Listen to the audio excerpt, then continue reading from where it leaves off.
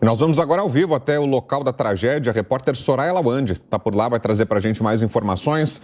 Qual a situação por aí? Que atualizações temos? Soraya, bom dia, bem-vinda.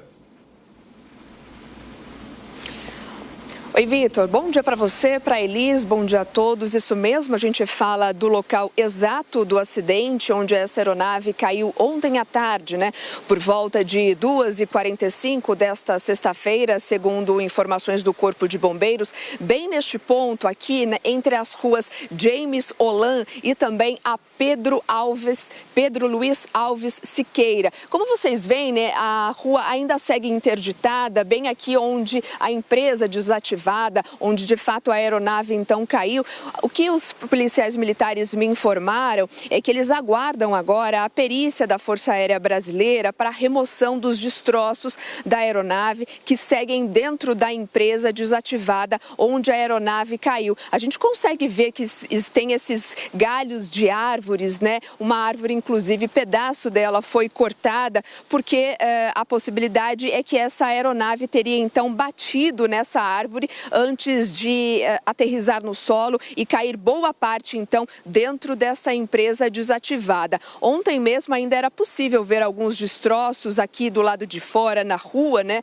Mas agora a perícia já recolheu tudo, a gente só consegue ver mesmo, então, esses pedaços de árvores e galhos que foram cortados para facilitar mesmo o trabalho da perícia e não atrapalhar, né? Porque ainda a investigação vai rolar, ainda está muito cedo para dizer com certeza o que teria provocado essa queda. No entanto, as causas não são desconhecidas e as só serão então afirmadas com certeza depois do laudo então dos peritos do Centro de Investigação de Prevenção também de Acidentes Aeronáuticos, o CENIPA. A hipótese inicial e a mais provável é que o piloto então teria feito um pouso de emergência sem êxito e caído, portanto, nesta empresa desativada aqui na região da Barra Funda. Não está descartado, segundo os especialistas, a possibilidade de uma colisão, ou seja, colidir com algum pássaro ou ainda até com um drone antes de cair. Isso porque eles explicam pela força com que essa aeronave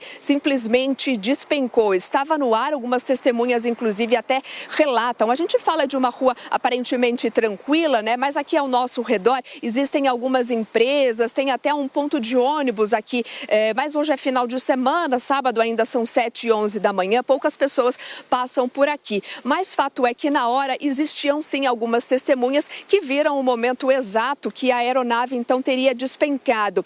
Algumas testemunhas relatam que a hélice do helicóptero simplesmente parou e daí a aeronave foi em queda livre muito rapidamente. Como eu disse, existem algumas empresas aqui ao redor, essa empresa inclusive está desativada, mas outras funcionando, então tem câmeras de segurança espalhadas aqui pelas ruas e flagraram de fato o momento desta queda e foi muito rápido, né? O advogado da Elimarte, que é a empresa responsável pelo helicóptero, Sérgio Geggers, inclusive, que conversou com a Jovem Pan News ontem, eles descartam a possibilidade de uma pane seca, ou seja, de que essa queda teria sido por falta de combustível, ou ainda descartam também que o piloto possa ter tido um mal súbito e aí perdeu o controle da aeronave. Eles descartaram essas duas possibilidades, então trabalham por enquanto simplesmente com um pouso de emergência, infelizmente sem êxito. As câmeras de segurança, como eu descrevia, flagraram o momento então exato dessa queda da aeronave e foi muito rápido, né? O helicóptero simplesmente veio em queda livre e parou aqui nesta empresa desativada. Estavam na aeronave então o piloto e mais 3 passageiros que eram amigos. Eles saíram daqui de São Paulo e foram com destino ao Guarujá para almoçar. Almoçaram por lá e na volta então para São Paulo é que veio acontecer este acidente. Ontem à tarde, o subcomandante do Corpo de Bombeiros, em entrevista a jornalistas, disse que o piloto chegou a fazer um contato com a torre de comando, informando que eles iriam pousar, mas em nenhum momento ele falou sobre a possibilidade de alguma pane, sobre algum tipo de problema que estaria acontecendo com a aeronave. Mas ele diz que alguma razão, claro, fez o piloto ter que pousar nesta área. A gente pode até mostrar novamente, é uma área descampada que eles falam, né? Uma área que existiria aí a possibilidade de uma chance de pouso de emergência, mas que infelizmente a aeronave acabou caindo e destruiu inteiramente. Por isso o Corpo de Bombeiros até fala que havia, poucas chances de sobrevivência. Nesse pouso forçado, então, de emergência, a aeronave teria colidido com esta árvore, que vocês veem aí na imagem do Alê de Souza. Então, batendo nesta árvore, colidiu com a árvore e aí atingindo o solo. Partes da aeronave ficaram espalhadas ontem à tarde por diversos quarteirões aqui, mas, como eu disse, a gente não vê mais nenhum pedaço da aeronave, porque tudo já foi recolhido pelos peritos para o trabalho de fato de investigação. De acordo com o Corpo de Bombeiros, o helicóptero era do modelo Robinson R-44, tinha capacidade para transportar 3 passageiros, além do piloto, ou seja, na hora do acidente estava com lotação máxima, né? O helicóptero estava sendo operado então pela L-Mart Táxi Aéreo. A aeronave, que foi fabricada no ano de 2007, estava cadastrado sim na Agência Nacional de Aviação Civil e tinha essa liberação para fazer esse tipo de serviço.